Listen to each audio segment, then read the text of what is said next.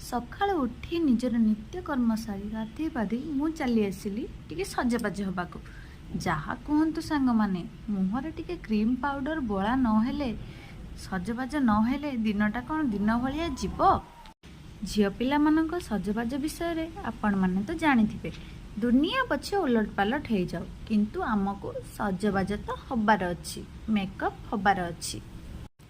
प्रथमे मु मोर चुटी को टिके भल भाव में पोछि देली आउे मुंड कुंडाई चुटी गुड़ा को सुखापी छाड़देली आउे कौन आरंभ हो गला सबू झील पिला परी मो मुहर भी पाउडर क्रीम बोलिबा।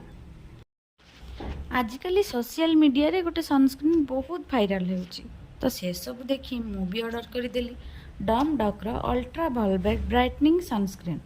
एथिरे 4% नियासिनामाइड विथ SPF 50+++ अच्छी जहाँ आम स्किन को सूर्यर किरण रक्षा करें आ हाइड्रेट करें को यूज कला परे आम स्किन रे बहुत ब्राइटनेस देखा जाए। यार पर्पल कलर सनस्क्रीन आम इंडियन येलो स्किन टोन को परफेक्ट मैच करें। तो चलतु मुझे यूज कर देखेबी। प्रथमे मु गोटे साइड रे यूज करी यार पर्पल कलर देखिपे बहुत ही सुंदर कलर मु या गोटे साइड रे यूज यूज कला परे आपण देखिपे आ गोटे साइड जो साइड रे यूज करी भितर बहुत फरक अच्छी। जो पट साइड रे मु लगे सेटा बहुत ही ब्राइट देखा जाउची या पर मु पूरा फुल फेस रे अप्लाई करके आपण मानक देखौ। अरे बाप रे ए सनस्क्रीन विषय रे कहू कहू मोर तो पूरा सजबाज सरीगला। चलतु किछि कथा ना सजबाज सारी मु चली आसिली ठाकुर को पूजा करने। प्रथमे ठाकुर को पूजा सारीदेली आउे मु चली गली सकाळर खाइबा तैयारी करने। रूम रे बहुत ही जगह सर्टेज अच्छी से मु ठाकुरंकर गोटे छोट टेम्पुल आनी कांथरे लगेछि।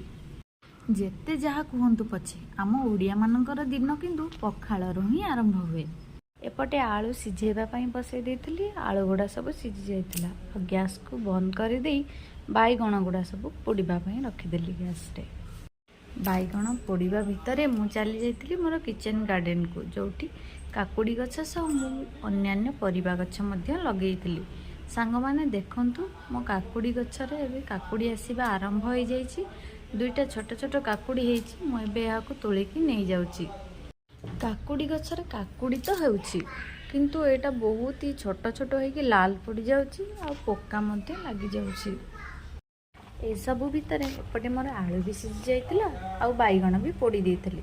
एबे काम बैगण को छड़े आलू छड़ेकी ताको चटकटी करे। एबे मु सब आलू को छड़े नेली आ तापर गोटी गोटी करी सब बैगण को भी छड़े नेबी। कौ मानक एमती आलू बैगण मिसामिशी चटणी खाइबा को भल लगे निश्चय कमेंट करी कहबे। एबे हमें आलू बैगण छड़े सारी से टिके लुण टिके सोरिष तेल कटा पियाज नहीं ताको भल भाव चकटिबा। आपण माने चाहिए लंका भी पकई पारे किंतु मो झील जेहेतु खाइबा से लंका दे नहीं। पखाळ सांगरे गोटे आइटम रे कौन मन बुझीब जमा भी नुह। एबे मु आ गोटे बहुत ही सुंदर आइटम बनैबी जोटा कि समस्तंकर प्रिय और समस्त को खाइबा पई भल लगे। कौन गेस करि पारिबे तो कौन बनैबी चलंतु। बहुत परिश्रम करी आलू बैगण को चकटा चकटी करी रेडी कर दिली आलू बैगण चटणी।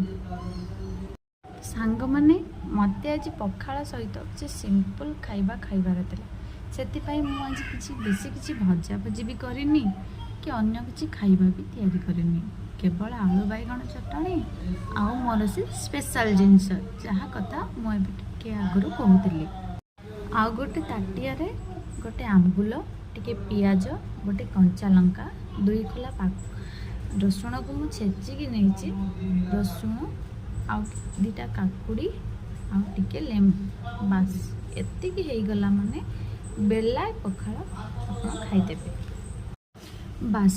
आउ कौन दरकार हांडी रु एबे पखाळ बाड़ी नेली आ बसी गली खाइबा पाई स्वामी को खाइबा को दे देली आ तापरे कौन आमे माझियो खाइबा पाई बसी गलो मन शांति करी बेले लेखा पखाळ खाइदेलु पूरा पेट फुल आत्मा शांति। ସାଙ୍ଗମାନେ ଭିଡ଼ିଓ ଯଦି ଭଲ ଲାଗିଥିବ ଭିଡ଼ିଓକୁ ଗୋଟେ ଲାଇକ୍ ଦେଇଦେବେ ଆଉ ମୋ ଚ୍ୟାନେଲକୁ ସବସ୍କ୍ରାଇବ୍ କରି ପାଖରେ ଥିବା ବେଲ୍ ଆଇକନ୍କୁ ଦବାଇଦେବେ। ବ୍ଲଗ୍କୁ ଏଇଠି ଶେଷ କରୁଛି ଆଉ ପୁଣି ଦେଖାହେବା ଗୋଟେ ନୂଆ ଭିଡ଼ିଓ।